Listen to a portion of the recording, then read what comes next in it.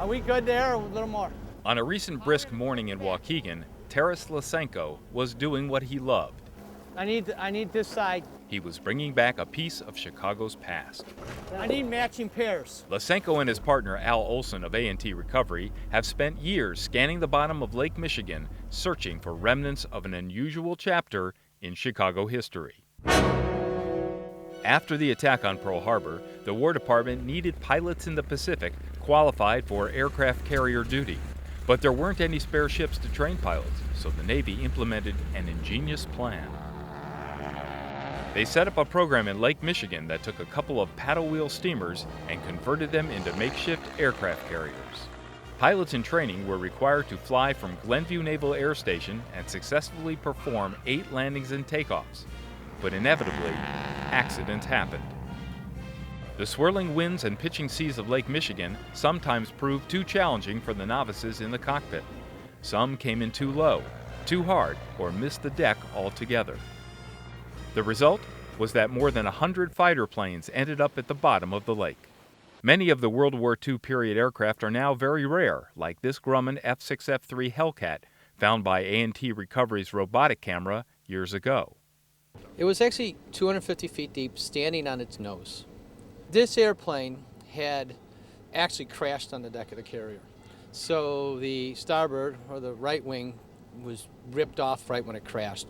It was at a depth where the guaga mussels have been able to do a lot of damage to it, and so it's not as good a condition I would like it to be, and it was deteriorating.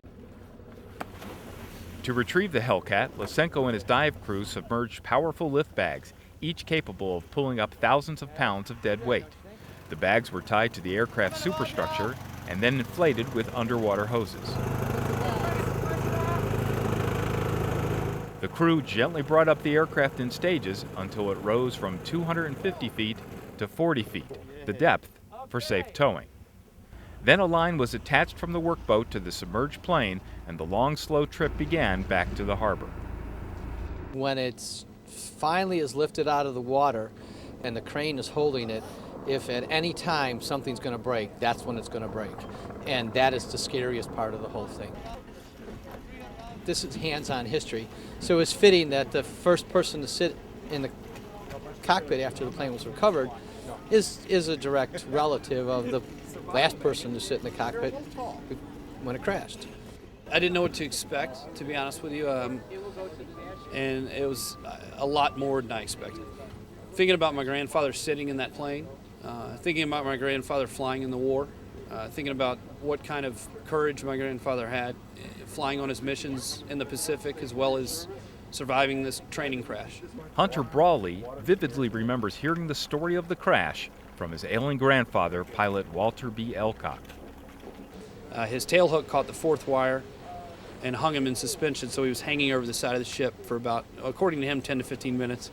Then he went into the water, plane and all, and he was able to get out of the plane and pulled out by the Coast Guard. And I asked him before I left, what should I look for, see if you left anything in the cockpit. He said, well, there might be a pack of cigarettes. I didn't see them. This is the first Grumman plane I've ever seen actually retrieved. And believe it or not, 12,500 of these were made in the course of, 3 or 4 years or so.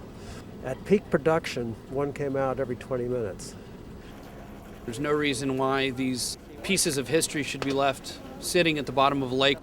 The history behind World War II is in that plane. A&T Recovery has contracted with the Navy to bring up dozens of planes over the years. Most are in museums. One was recently recovered, restored, and put on display at Midway Airport. It's been a good business for Lysenko and Olson, but they don't do it for the money. We do it because this is our way of making America better. It is our way of showing the present and future generations what the greatest men of the greatest generation did.